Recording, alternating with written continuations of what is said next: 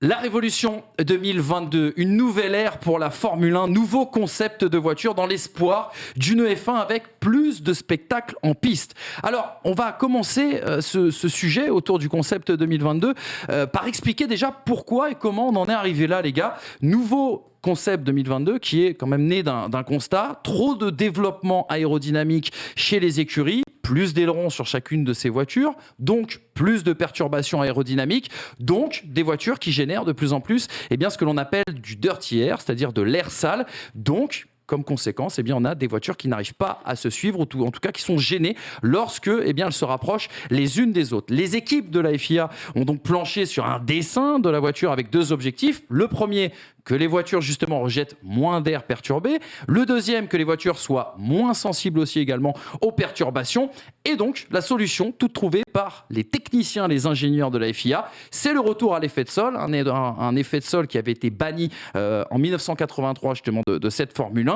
Qu'est-ce que ça veut dire l'effet de sol ? L'appui aérodynamique n'est plus généré sur la voiture par les ailerons et les appendices qui sont présents sur la monoplace, mais en majorité par le dessous, on va le dire, de la voiture, où est généré majoritairement l'appui. Des voitures donc de plus en plus rapides normalement dans les virages, des voitures a priori qui seraient tout aussi rapides en ligne droite malgré le fait qu'elles soient plus lourdes que l'année dernière. Par contre, des voitures difficiles sans beaucoup d'appui également dans les virages lents. On aura l'occasion d'en discuter dans quelques instants. Ces voitures, elles ont roulé, les gars, du côté de Barcelone. Les pilotes ont fait des premiers retours. Qu'est-ce que vous avez pensé de ce concept 2022, du retour des pilotes, du retour des écuries et des différents effets qu'on n'avait peut-être pas imaginés ou en tout cas estimés à l'avance? Je pense notamment au marsouinage. J'ai écouté Charles Leclerc. Et c'est ce pourquoi, j'ai envie de dire, on a eu cette transformation, cette révolution réglementaire en Formule 1. Quand il me dit... À toi, tu veux dire, à toi directement. Quand il nous dit à nous, microcosme de la Formule 1, quand il nous dit à nous tous que une voiture, aujourd'hui, lorsqu'il est derrière un pilote, c'est quand même une différence importante qu'il ressent lorsqu'il est au-delà de la seconde et lorsqu'il est sous la demi-seconde, c'est que déjà, il y a eu du progrès et qu'on va où on se dirige, on verra, forcément, on attend une confirmation sur la piste lors des courses, mais on se dirige vers une réussite déjà de l'objectif premier. Et ça, c'est déjà intéressant. Après, il faudra voir sur effectivement ce que disait Charles Leclerc entre la demi-seconde et la seconde. Mais ce qu'il faut vraiment voir, c'est toutes ces difficultés que l'on a eues ces dernières années, en tout cas le ressenti des pilotes et ces messages des pilotes sur le fait de ne pas pouvoir se suivre. Si, à partir du premier Grand Prix, on a des F1 qui parviennent à se suivre, je serais déjà satisfait. Ouais, parce que c'est pas à Barcelone qu'on va s'en rendre compte. C'est pas avec des pneumatiques différents, avec des pleins différents, avec des tentatives de réglages différents qu'on va réellement se rendre compte de ça. C'est à Bahreïn qu'on s'en rendra compte, tout comme la performance réelle des voitures en soi. Ce qui est appréciable par rapport à cette révolution, c'est qu'on s'attendait quand même à avoir 10 bagnoles qui se ressemblent et sans les livrer, pas pouvoir les reconnaître. Là, purée, on a quand même des concepts qui sont totalement différents. Et ce qu'on a très longtemps décrié en disant ouais, mais c'est pas ça la F1, c'est pas l'uniformisation, au final, les ingés nous donnent tort et ils nous prouvent encore une fois que même si le règlement technique peut s'épaissir, ils savent toujours faire un truc différent de l'autre, machin et tout. Et je pense que du coup, on va avoir un truc qui va être intéressant, c'est cette course au développement qui va être 100 fois plus grande que les dernières années parce que du coup, on va être sur quelque chose de nouveau. Donc, on va vraiment voir les capacités de développement en cours de saison de chaque écurie et la hiérarchie va pouvoir bouger, je pense. Mais la question, c'est est-ce que tout le monde va poursuivre sur... Parce que là, effectivement, je lisais notamment pas mal de ressentis d'ingénieurs et d'hommes à l'intérieur du paddock qui disaient c'est presque comme si on avait 10 concepts complètement différents. Est-ce qu'on va se diriger vers 10 concepts différents et 10 concepts sur lesquels on va plancher, faire progresser, ou est-ce qu'à un moment donné, Il y a un concept qui va quand même- l'emporter, quoi. Exactement, et on va tous se rassembler derrière. Ça aussi, c'est une interrogation, mais c'est une réelle curiosité. Et ben, ce que je vous propose, les gars, parce que vous avez parfaitement introduit le sujet, c'est qu'on prenne tout de suite The F1 Whisperer. The F1 Whisperer, c'est l'un des grands spécialistes, on va le dire, de l'aérodynamique, bien sûr, en France. C'est un ingénieur de formation et c'est quelqu'un qui travaille notamment avec Jean-Louis Moncet sur un excellent blog que je vous conseille tous si vous êtes, bien sûr, passionné de Formule 1. Salut The F1 Whisperer. Salut Manu, comment ça va? Eh ben super, moi je suis très content de t'avoir. On avait à cœur de mettre en valeur ton travail et de parler de toi parce qu'on aime beaucoup et on a beaucoup suivi notamment tous tes posts sur Twitter pour nous expliquer les différences d'aéro, les différences de choix qui ont été pris par les ingénieurs des différentes écuries. Justement, on était pile poil sur ce sujet, les différents concepts auxquels on a eu le droit. On a une voiture très différente, que ce soit chez Red Bull, chez Ferrari et chez Mercedes par exemple, avec toutes les différentes déclinaisons.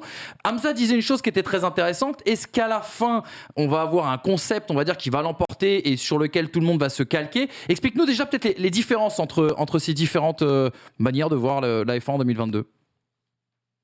Oui, la différence la plus flagrante qu'on a pu voir visuellement avec les voitures qui ont roulé à Barcelone, c'était vraiment au niveau des pontons. C'est ce qui a fait le plus parler parce que c'est ce qui était le plus visuel. Est-ce que c'est une surprise? Pas vraiment, parce qu'en fait, quand les ingénieurs qui ont pondu entre guillemets ce nouveau règlement ont présenté les projets en fin 2019, ils avaient déjà un petit peu montré des modèles avec des pontons différents, des pontons qui pouvaient être larges, des pontons qui pouvaient même être comme la McLaren qui avait les pontons en U. Donc c'était déjà imaginé par les ingénieurs, notamment Pat Simons à l'époque. Donc pour ceux qui avaient suivi un petit peu de près, c'est pas vraiment une surprise de voir des pontons différents. Pour autant, ce qui est vraiment appréciable, c'est qu'en fait, il n'y a pas une seule direction. Tout le monde n'est pas allé dans la même direction. On a des pontons qui peuvent être très étroits façon Mercedes, façon Williams, et des pontons beaucoup plus larges comme Ferrari, comme Aston Martin. Donc voilà, c'est ce qui a fait vraiment parler le plus visuellement. Ensuite, après, au niveau aérodynamique, il y a toujours des petites subtilités, des petits appendices, voilà, des différences dont on pourra parler peut-être plus tard. Mais par exemple, le beam wing, c'est-à-dire l'aileron arrière, pas l'aileron principal, mais l'aileron qui est juste en dessous, Red Bull a une solution qui est quand même assez originale et démarquée des autres au niveau du deuxième élément de ce beam wing. Donc voilà, il y a vraiment des différences. Et moi, je suis agréablement surpris justement de voir toutes ces différences parce qu'on n'a pas une mono formule. Et je pense que d'un point de vue technologique, c'est vraiment formidable, quoi. Est-ce que ça veut dire qu'il va y avoir forcément des concepts qui vont être ratés d'un côté, réussis de l'autre, et qu'à la fin, on va avoir une sorte de calque, une sorte de standard sur lesquels tout le monde va essayer de se greffer et quelque part copier? C'est une possibilité, mais c'est pas nécessaire. Je vous rappellerai l'exemple de l'assiette à piquer, ce qu'on appelle le rake en anglais. Mercedes, depuis 2017, l'itération de la réglementation précédente avec l'aéro qui avait une nouvelle part large, puisqu'on se rappelle que depuis 2009, ils avaient essayé de réduire l'aéro. En 2017, pour rendre les voitures plus performantes, plus spectaculaires, ils ont remis de l'accent sur l'aéro. Mercedes a adopté une assiette à piquer très faible, donc c'est en gros la différence de hauteur entre l'avant et l'arrière, pour parler rapidement. Donc si vous regardez les Mercedes des 4-5 dernières années, elle était très plate. La philosophie plutôt majoritaire dans le plateau, c'est de garder, comme Adrian Newey, une assiette à piquer élevée. Et pourtant, Mercedes n'a jamais convergé vers cette solution-là et ils étaient toujours parmi les premiers. Donc, est-ce que tout le monde va converger vers le même concept? C'est pas sûr. Le meilleur exemple, enfin la meilleure personne qui décrit ce genre de phénomène, c'est James Allison. James Allison, donc l'ancien directeur technique de Mercedes, qui nous expliquait en fait quand il y a une nouvelle réglementation comme ça, c'est un peu comme chercher des nouveaux sommets pour ceux qui font de l'alpinisme. Vous naviguez un peu dans le brouillard, vous ne savez pas trop quel sommet sera le plus haut. En fait, vous ne savez pas quel concept aura le meilleur potentiel. Ce qui est le plus important, c'est d'essayer avec votre concept d'avoir le meilleur potentiel tout en se gardant l'option de pouvoir changer de concept si on voit vraiment que l'autre concept a un potentiel beaucoup plus important. Surtout qu'on est bien d'accord que ce qu'on voit à l'extérieur de la voiture, au final, c'est pas du tout la partie la plus importante en termes de performance. Et que copier quelque chose qui est sous la voiture, à moins qu'elle se retourne, enfin, moi j'ai l'impression quand même que la majorité. Lance Stroll est là cette année, c'est possible. Non, ou Sergio Pérez à Bahreïn. Mais j'ai l'impression quand même qu'on se fait tout un pataquès de ces concepts de ponton et de direction du flux d'air sur la voiture. Mais quand même, est-ce que le concept, il n'est pas validé si l'effet de sol marche? C'est ça ma question aujourd'hui. Est-ce que ce qu'on a au-dessus, c'est vraiment si important que ça selon toi? C'est important, c'est important. Après, c'est vrai que tu as raison, Hamza. C'était La Brice. partie pardon, Brice, T'inquiète excuse-moi, pas. j'ai pas reconnu ta voix. C'est surtout Excuse-moi. Hamza qui était vexé pour tout dire. La partie aérodynamique, enfin la partie qui génère le plus de charge maintenant avec ces nouvelles F1, c'est ce fameux soubassement, donc ce qu'on appelait fond plat avant. Maintenant, je l'appelle soubassement parce qu'il est plus vraiment plat, ce fond plat. Fondulé. Et voilà, c'est ça. Avec les tunnels à effet Venturi et ces ailettes. Donc, comme tu le dis très bien, c'est qu'en fait, on n'a pas de photo des solutions adoptées par les équipes pour ces fonds plats-là. C'est un secret qui est hyper bien gardé. On a vu la Red Bull qui a été transportée par camion à Barcelone. Ils ont essayé de prendre toutes les précautions possibles, imaginables, pour pas qu'il y ait des photographes qui s'approchent de trop près, quoi. Donc, effectivement, il y a une partie des solutions qui sont cachées pour nous, parce qu'on ne peut pas les voir. Mais quand même, les pontons et puis les solutions aérodynamiques qu'on peut voir, ça a quand même de l'importance. Et je pense qu'au niveau des simulations, au niveau des souffleries, des CFD, etc., dans les équipes, je pense qu'on a déjà commencé à tester un peu certaines solutions pour voir quel potentiel elles avaient. En fait, quand je vois les différences sur la surface, ce qu'on peut voir, je n'ose imaginer ce qu'on peut malheureusement ne pas voir. Et c'est presque un regret finalement de cette nouvelle réglementation. Alors oui, forcément, il y a cette excitation, mais de ne pas pouvoir voir déjà aujourd'hui L'évolution, ce que ouais. c'est, et surtout exactement l'évolution tout au long de la saison, voir, sauf finalement s'il y a des crashs, et à ce moment-là, on comptera sur les caméramans et les photographes au moment où tu remorqueras la monoplace, mais c'est presque un... Et encore, tu n'auras effectivement, pas d'éléments de comparaison. C'est vrai. En fait, qu'est-ce que tu vas essayer de comprendre un truc que tu auras vu une fois et tu te diras, ok, ce concept ne marche pas, mais est-ce que je comprends ce concept? Parce qu'au Ce qui veut final, dire...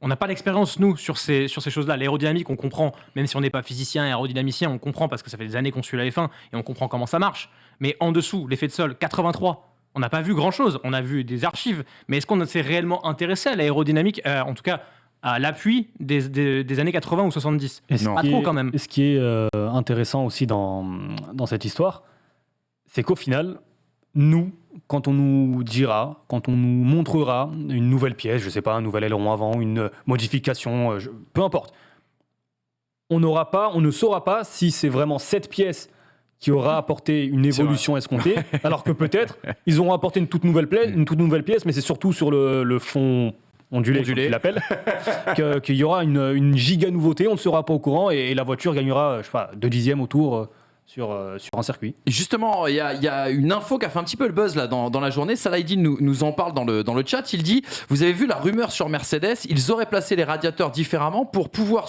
supprimer leur ponton. Le gain serait à mettre au conditionnel de 1 seconde au tour. Et enfin, Whisperer, est-ce que tu y crois à ça? Est-ce que ça peut être une donnée qui peut tout changer dans ce début de saison?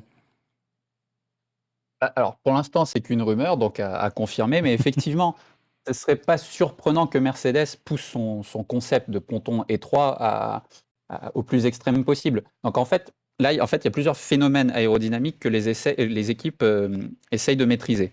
Donc, en fait, avec les réglementations de cette année, ce que les ingénieurs qui ont développé la réglementation ont essayé de faire, c'est de minimiser les turbulences générées par ces voitures. Et un des aspects auxquels ils sont attaqués, c'est l'outwash. Donc, en gros, il y a de grosses turbulences qui sont générées par les roues avant. Ce que les équipes faisaient pour gérer un peu ces turbulences, utiliser les appendices aérodynamiques dont ils disposaient, c'est-à-dire l'aileron avant, les bargeboards qui maintenant n'existent plus, pour essayer de dévier ces flux vers l'extérieur de la voiture. Le problème, c'est que ça embêtait les voitures derrière. Donc, comme ils ont moins d'outils pour générer cet effet outwash, et qu'ils ne peuvent pas oublier ce qu'ils ont appris, c'est-à-dire que le fait de gérer ces turbulences et de les envoyer à l'extérieur, ça a un gain aérodynamique, ils essaient quand même de le reproduire. Donc, Ferrari et Aston Martin et Alpine, qui utilisent la largeur des pontons, c'est pour essayer un peu de reproduire cet effet outwash, au moins par la partie supérieure des roues. Donc, c'est pour ça que les pontons sont très larges pour ces équipes-là. Ce qu'essaie de faire Mercedes, c'est d'optimiser un autre flux, qui est le flux qui va vers l'arrière de la voiture, où il y a le diffuseur, le beam wing et l'aileron arrière. Donc en fait, chaque équipe essaye d'optimiser un aspect et sans que ce soit au détriment d'un autre aspect. Voilà. Je voulais qu'on passe très rapidement au deuxième aspect de la question et de toutes les questions qui peuvent se poser autour de cette révolution technique 2022. On a beaucoup parlé de marsouinage. Vous savez, c'est ces rebonds au moment où la voiture à sa vitesse maximale est plaquée au sol, perd, on va dire, perd l'adhérence puisque justement devient plaqué au sol, remonte et redescend. C'est une très mauvaise explication. Je pense qu'F1 Whisperer le fait très très bien mieux en tout cas sur son compte Twitter et sur les différents réseaux. Juste petite question, puisque Fred Vasseur a dit il y a tout juste 10 jours, on a beaucoup parlé de marsouinage, mais de nouveaux problèmes peuvent arriver. Je pense que dans 2 ou 3 courses, personne ne parlera du marsouinage, mais nous aurons d'autres problèmes à discuter entre écuries. La question que j'ai envie de vous poser à tous les trois, les gars, est-ce que cette révolution, elle peut accoucher d'un flop ? Vous l'avez dit, les voitures arrivent à se suivre, vraisemblablement, mieux en tout cas que l'année dernière. Il y a peut-être un petit peu moins d'effet d'aspiration du fait du retour à cet effet de sol. Mais est-ce que ça peut flopper tout ça ? Est-ce qu'il peut y avoir d'autres problèmes qui n'auraient pas été imaginés par les écuries et qui pourraient poser problème au spectacle pour le coup ? Moi, je pense qu'il peut y avoir plein d'autres problèmes. Après, de là à dire que ça sera un flop, le fait est qu'on a quand même dans les écuries certainement le millier d'ingénieurs le plus talentueux sur l'aérodynamique et sur la dynamique des flux. Donc, à partir de là, je pense que les problèmes seront réglés à un moment donné. Et s'il y a des problèmes qui sont pas réglables, ils le seront pour tous. Donc, en fait, quelque part, je vois pas comment ça peut flopper. Le seul flop qu'on pourrait voir, c'est si la promesse de se suivre n'est pas tenue. Si justement... Mais si ça engendre d'autres problèmes, on va dire, regarde, le marsouinage, il le dit très bien, Rome 120687. Oui, ça sera réglé, mais par exemple, le marsouinage, on n'en parlait pas il y a un mois, et comme dit Rome, il dit le marsouinage peut parfois engendrer des bris, par exemple techniques, des bris de suspension ou autres. Imagine qu'il y a un autre problème comme ça qui apparaisse en course, ou je sais pas, par exemple, le marsouinage, on sait déjà comment le régler, il suffit simplement de rehausser la hauteur de caisse. Alors, suffit simplement... Après, tu perds aussi de la performance. Et puis si ton concept... aussi, il n'est pas fait pour avoir une hauteur de caisse plus haute que ça. Effectivement, c'est plus compliqué. Mais en soi, on a déjà la solution pour régler ça. Effectivement, ça peut engendrer d'autres problèmes. Mais ce que je veux dire, c'est que des problèmes dans des concepts, il y en a toujours eu, et on a toujours vu quand même les écuries s'en sortir. J'ai peut-être une confiance aveugle dans ces 10 écuries, peut-être pas en As, mais voilà. Mais je pense sincèrement que les soucis qu'on va voir, on aura eu les mêmes finalement en 2009. Et au bout d'un an, c'était réglé. Donc, et on tendait après vers un développement qui se rapprochait d'une espèce de tendance Red Bull. En 2014, on a eu une énorme avance, beaucoup de problèmes chez énormément de gens par rapport à la gestion de ce moteur à combustion interne mélangé avec ce MGUH, ce MGUK, machin. Et au final, tout le monde a tendu vers les mêmes performances en 2021.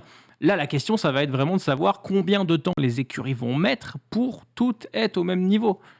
Problème Exactement. compris. Je pense que le plus important et le plus intéressant sur la première partie de saison, parce qu'il y aura tellement de différences de concept, ce sera la réactivité. Les écuries qui s'adapteront et qui réagiront le plus vite pour régler les problèmes auront un avantage certain, je pense, sur la concurrence, au moins sur les 3, 4, 5 premiers mois. Enfin, Whisperer, qu'est-ce que tu penses ? Est-ce que ça peut flopper cette révolution 2022 ? Est-ce qu'il pourrait y avoir d'autres problèmes qui puissent arriver, qui puissent nuire justement au spectacle et à la Formule 1 ? Alors juste un petit aspect historique. C'est pas la première fois qu'on essaye de changer un petit peu la réglementation pour favoriser le spectacle. En 2009, ça avait déjà été fait. L'objectif, c'était de réduire l'appui aérodynamique d'environ 50% pour favoriser plus le grip mécanique que le grip aérodynamique, justement pour qu'on ne soit pas tributaire de tous ces problèmes de turbulence, etc. Alors, une petite anecdote, c'est que à l'été 2008, Ross Brown, donc on connaît l'histoire de Brown GP après, il se rend compte, parce que lui il avait le double diffuseur, etc., il se rend compte que il diminuerait pas de 50% l'appui aérodynamique, lui il avait le double diffuseur, et donc à une réunion, il leur dit est-ce que vous êtes vraiment sûr qu'on va réduire de 50%, est-ce qu'il faudrait pas qu'on revoie un petit peu tout ça ? Puis les autres équipes disent non, parce que eux ils diminuent vraiment de 50%. Et c'est là qu'il s'est rendu compte qu'il avait une botte secrète et que les autres n'y avaient pas pensé. Bref, est-ce qu'on est à l'abri qu'aujourd'hui quelqu'un trouve un truc qui détruise complètement le concept et qui, du coup, génère de l'effet outwash. Ce qui s'est passé, c'est qu'ils ont finalisé le règlement vraiment d'un point de vue, on va dire, légal technique à l'été 2019. Et l'équipe de Pat Simons, ils ont passé 4-5 mois à passer d'un point de vue rédaction d'un règlement. Ils se sont remis dans la peau des ingénieurs comme ils étaient à essayer d'optimiser la performance. Donc, ils ont recommencé à raisonner comme des ingénieurs avec leur propre règlement pour voir si en développant, en essayant de trouver la performance, en bidouillant un aspect du règlement par-ci, un aspect du règlement par-là, ça ne changeait pas la philosophie de base qui est de réduire et les turbulences et la sensibilité des F1 à ces turbulences-là. Donc à chaque fois qu'ils trouvaient un truc qui trouvait de la performance, mais qui cassait la philosophie de la réglementation, ils ont changé le règlement pour pas qu'il y ait ce genre de faille. Est-ce qu'on est à l'abri que quelqu'un trouve un truc qui casse complètement l'aéro tel qu'elle a été pensée? Non, mais le risque est quand même bien diminué par rapport aux années précédentes parce qu'il y a ce travail qui a été fait et il a été beaucoup plus coordonné que les changements un petit peu pensés à la va-vite à l'époque de Bernie. Merci beaucoup en tout cas pour toute ton expertise. The F1 Whisperer, petit cachotier. On t'attend bien sûr en plateau, on t'attend pour cette saison 2022 pour continuer cette discussion passionnante sur les différents concepts aéro. On n'a même pas parlé des pneus, on n'a même pas parlé de ce bloc moteur qui est complètement gelé. Mais ce sera des sujets qu'on aura l'occasion de discuter tout au long de cette saison. Merci à toi, longue vie, surtout à The F1 Whisperer. Donnez-lui de la force parce qu'il est vraiment impressionnant. C'était super. Depuis des semaines, des mois, on regarde ça sur Twitter. Ça me passionne. À cause de toi, j'ai rouvert des livres de physique-chimie. Ouais, voilà, et tu ne parles plus à ta femme. Et je ne parle plus. Elle ne me parle plus. 20 secondes. Oui, bien sûr. Vas-y. Pour rebondir, je ne sais plus si c'est Brice ou Hamza qui disait, malgré tout, il y a quand même beaucoup d'aspects qu'on peut différencier. Et donc, s'il y a des gens qui s'intéressent, regardez au niveau des ailerons avant, du nez qui peut être accordé aux 3 éléments, aux 4 éléments, les suspensions avant, est-ce qu'ils sont pull rod, push rod, c'est-à-dire est-ce que c'est à poussoir ou pas, les pontons, les suspensions arrière, aussi, ouais. Voilà, les entrées d'air. Voilà. Il y a plein d'aspects. Si vous êtes un peu fan de technique, vous pouvez regarder un peu les différences entre les F1. C'est vraiment passionnant. On nous demande ton compte Twitter dans le chat. En tout cas. On nous demande, merci à toi surtout d'être venu. On nous demande ton compte Twitter dans le chat. Est-ce que tu peux nous les player parce que je suis très mauvais en anglais. Ça va être long. Mais écoute, The F1 Whisperer, mais dès que je suis déconnecté de l'audio, je reviens sur le chat et puis je le mettrai en lien. Eh ben c'est magnifique. Merci à toi en tout cas. Et puis on se revoit très très vite. On aime beaucoup ton travail. On donne beaucoup de force. On continue d'évoquer, les amis, cette révolution technique 2022 avec un autre intervenant, avec un autre expert, un autre spécialiste. Il a eu la chance, lui, de voir ces voitures 2022 tourner autour d'une piste. C'était du côté de Barcelone. On accueille tout de suite Jérémy Satis, journaliste pour Auto Hebdo. Salut Jérémy. Salut Manu, salut à tous les trois. Salut Jérémy. Comment vas-tu Jérémy? Salut. Eh ben ça va très bien, ça va très bien, en forme comme vous, visiblement. Eh ben écoute, génial. Déjà, merci pour le fameux guide Auto Hebdo. Moi, c'est ma Madeleine de Proust. Alors bien évidemment, je l'ai pas pris avec moi aujourd'hui. Je suis plein de bouquins, plein de choses, mais j'ai pas pris le guide avec moi. Mais allez l'acheter. Moi, c'est mon petit bonheur. Tu vois, l'hiver, depuis petit, je vais chez mon marchand de journaux, je vais acheter mon petit guide, je le feuillette, je le lis, je le dévore, et j'attends le début de la saison 2022. Jérémy, on le disait, toi, tu les as vues tourner ces voitures du côté de Barcelone. Tu étais en bord de piste. Raconte-nous un petit peu, est-ce qu'elles procurent des émotions? Qu'est-ce que ça t'a fait en tout cas en les voyant tourner? Bah déjà, j'ai trouvé ça super parce que souvenez-vous, quand la nouvelle réglementation a été décidée, les premières images, les premières photos un peu de synthèse qu'on avait, on va pas se mentir, c'était un peu dégueulasse. Pardonnez-moi du. Ah bon? Non, tu peux y aller. Ah bon? Et sincèrement, du bord de piste, je trouve justement que les voitures sont vraiment très très jolies. C'était un sentiment partagé, j'ai envie de dire unanimement dans le paddock et dans la salle de presse. Donc vraiment de ce point de vue-là, très très cool avec les différents concepts, les différentes livrées, vraiment très très sympa. Après, si vous voulez que je rentre un petit peu plus dans le concret, je me suis mis principalement dans le dernier secteur. Ah, tu es un expert, toi. Ouais, on avait fait pareil, mais bon. Non, mais si vous visualisez bien, c'est le secteur assez lent, et donc on a entendu les pilotes se plaindre un petit peu du fait que ces monoplaces 2022 étaient assez lentes, vraiment, enfin assez lourdes. Ils ressentaient en tout cas le poids vraiment dans les virages lents, donc et ça se voyait clairement visuellement dans la dernière chicane que même sur un tour d'attaque, on avait l'impression, voilà, que les pilotes luttaient un petit peu, mais après quand on se met dans le virage 9, un petit peu avant le long droit un peu à l'aveugle, là par contre ça envoie. donc franchement un super feeling. Hein. Jérémy, juste la petite question parce que tout le monde la pose dans le chat, c'est la question à $1 million. Est-ce que tu pourrais nous faire un baromètre de ceux qui sont dans le vert et de ceux qui sont dans le rouge au vu des 3 jours que tu as passés du côté de Barcelone? elle est dure celle-là. Ça sera clippé si t'as tort, bien sûr. Hein. Non, alors je vais me protéger pour commencer en disant que évidemment toutes les équipes, mais bon c'est le cas un peu tous les ans, se cachent derrière le fait que ce ne sont que des essais hivernaux et qu'il ne s'agit que de déverminage, j'ai envie de dire. J'ai envie de leur donner raison au moins cette année avec toute toute cette réglementation. En parlant même un petit peu par exemple avec les équipes techniques de Pirelli pour savoir un petit peu quels étaient les premiers retours des teams sur les 18 pouces. Même eux nous ont répondu grosso modo, en fait les équipes n'ont pas commencé à pousser vraiment pour aller chercher de la perfo. Le but, et c'est ce qu'on nous répète vraiment dans le paddock, c'est d'essayer déjà dans un premier temps de comprendre ces nouvelles monoplaces parce que pour l'instant il n'y a eu que de la soufflerie, donc c'était que du virtuel jusqu'alors. Donc vraiment à Barcelone, l'idée c'était pas forcément d'aller chercher de la perfo. Malgré tout, ce sont tous des compétiteurs, donc forcément ils ont commencé à regarder. Évidemment que Ferrari a fait une bonne impression. Je pense qu'on peut le dire assez aisément. Après, de là à dire qu'ils sont au-dessus du lot, personnellement, je pense pas. Et surtout, c'est beaucoup trop compliqué à dire. Donc voilà, si on va sur le baromètre, il y a McLaren aussi qui a fait aussi plutôt bonne impression, même si on a vu que Lando Norris avait essayé de noyer un petit peu le poisson. Et j'oublierai pas Red Bull aussi, parce qu'on a surtout parlé de Ferrari et McLaren, mais Red Bull, ils n'ont pas montré grand-chose. Ils ont eu juste le petit souci sur la boîte de vitesse de Pérez, je crois que c'était le deuxième jour. Il n'y a pas eu trop de problèmes. Ils n'ont pas forcément cherché, j'ai l'impression, à affoler le chrono, mais on sentait qu'ils allaient quand même le titiller assez facilement, même sans trop le vouloir. Donc je suis vraiment, vraiment pas inquiet pour Red Bull non plus de ce que disent les chronos et de ce qui peut se dire un petit peu dans le paddock. Mais en tout cas, oui, je peux vous assurer à discuter un peu avec des patrons d'équipe, même en off, ils ont tendance à dire Ferrari est plutôt impressionnant et McLaren également. J'ai une question pour toi, Jérémy. En 2020, on était à Barcelone avec Hamza et Frimeur. Et écoute, t'avais voulu regarder un pavillon Juventus aussi. Non, c'est moi qui faisais trouver les places et je travaillais ce jour-là. C'est vrai, effectivement. Quel bonheur. On était au secteur 3 parce que c'est là qu'on voit le plus de choses, tu l'as dit toi-même. Et on avait eu ce sentiment que la W11, ou 10, je sais plus à l'époque, W11. C'était la 11, ouais. La W11 était vraiment rivée au sol. Que c'était la seule à pas être lente dans cet enchaînement du troisième secteur qui va être, je crois, le 12 et 13, enfin je dis pas de bêtises, le virage long dans le troisième secteur avant la chicane. Bref, tu sauras mieux que moi, Jérémy, en termes de chiffres. D'accord, bon bah yes, soyons approximatifs.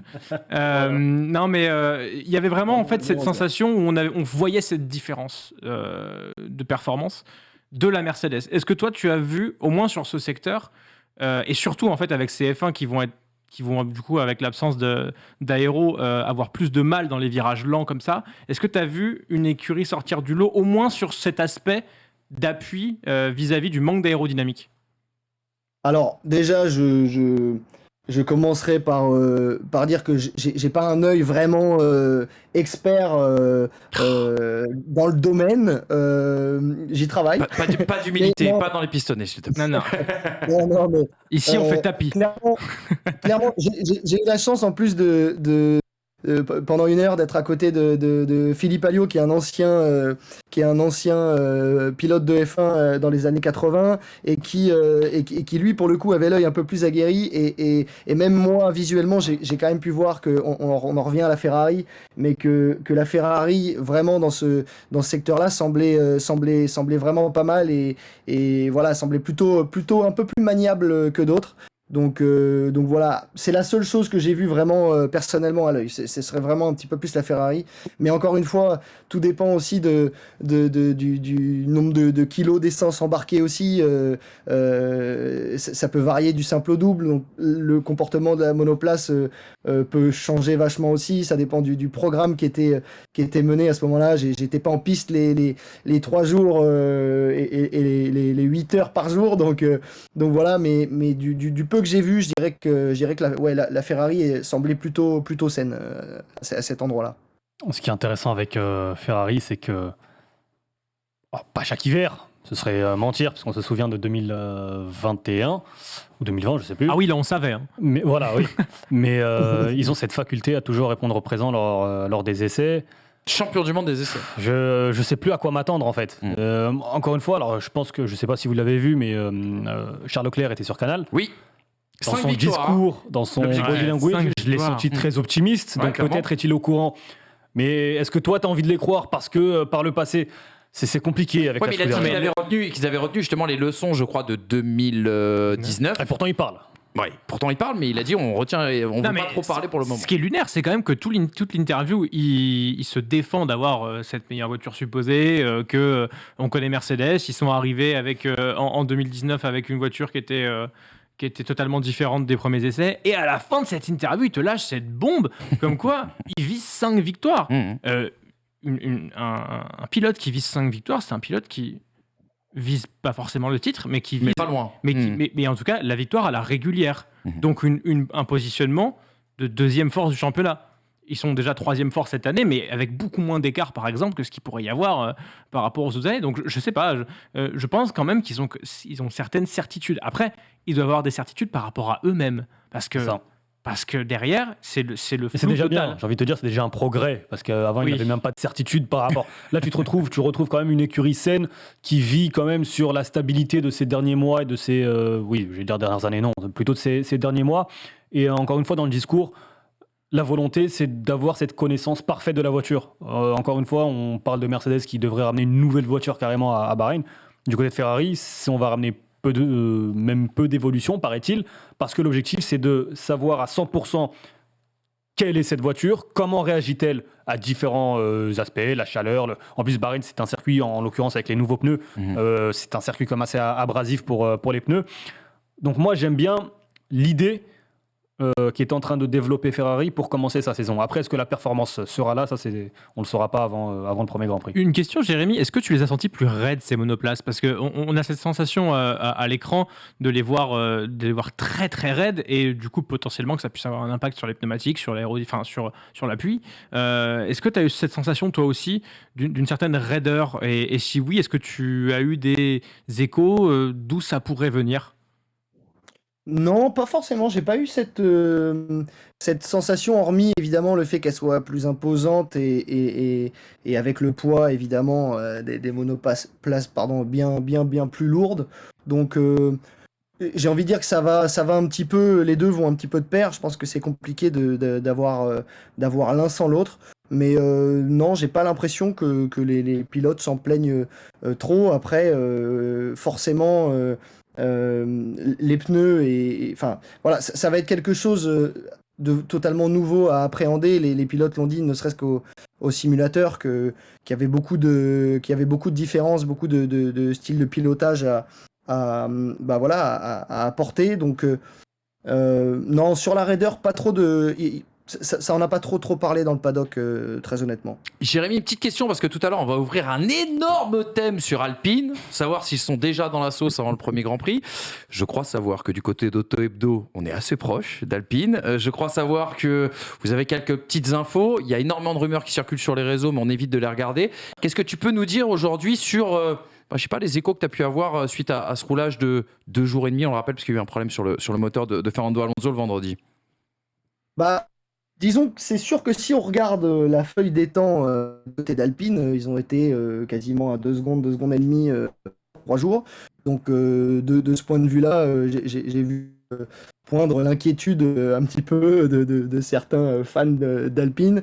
Alors c'est pas moi qui vais dire s'ils vont faire une bonne saison ou une mauvaise, c'est pas tant le sujet, mais en tout cas ce qu'il faut savoir, c'est que Alpine n'a vraiment pas utilisé le DRS déjà pendant les 3 jours, pour 2 raisons. La première, c'est que alors même s'il fonctionne, d'après ce que nous dit l'écurie, c'est simplement qu'il n'a pas été validé à 100%, que le process en tout cas, avec tout ce que ça induit en termes de sécurité, tout ça n'a pas encore été validé à 100%, donc ils ont préféré ne pas prendre de risques. Et surtout, l'autre raison, c'est lié au deuxième problème, c'est qu'ils n'avaient à Barcelone que très peu de pièces de rechange, et notamment qu'un seul aileron avant, Ça, c'est fou. d'après ce qu'on nous a dit. Alors, la raison, elle est assez simple, c'est qu'en fait, ils ont poussé le développement jusqu'au plus tard possible. Donc quand on fait ça, on réduit, on va dire, la possibilité de dessiner plusieurs pièces. Donc ils en avaient vraiment qu'une seule. C'est vrai que ça peut paraître assez fou. Donc on nous a dit grosso modo que les pilotes avaient surtout pour ordre d'enchaîner les tours et de pas trop attaquer, c'est-à-dire de rester assez loin des vibreurs notamment. Pour éviter tout problème. Et donc évidemment, ils n'allaient pas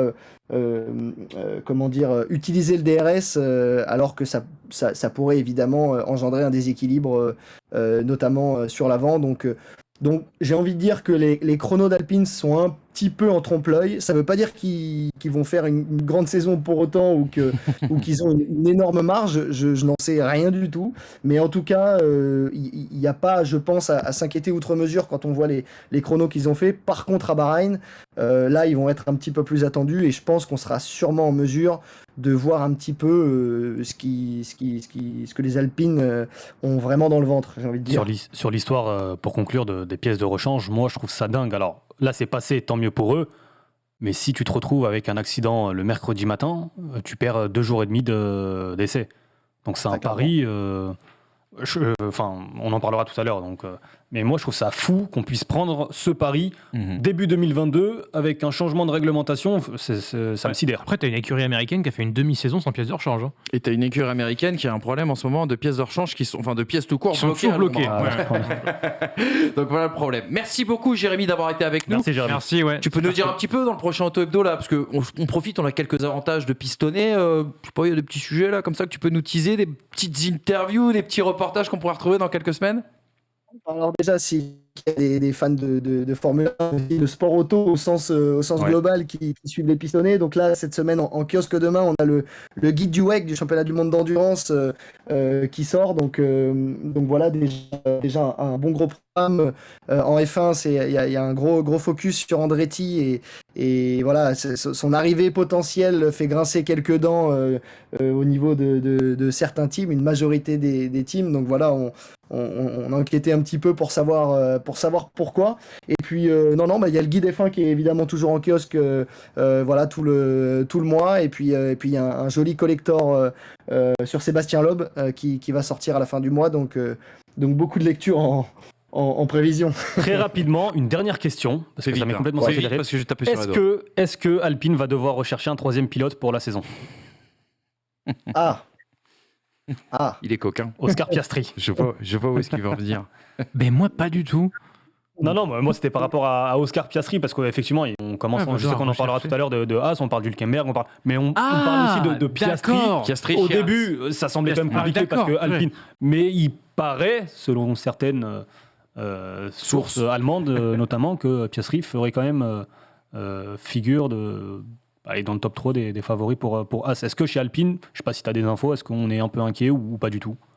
J'ai pas d'infos concrètes que je pourrais partager directement parce que ce serait pas assez fiable. Oh, tu as des bruits, ça veut dire. Non, forcément, quand il y a un pilote de ce calibre-là qui vient de faire le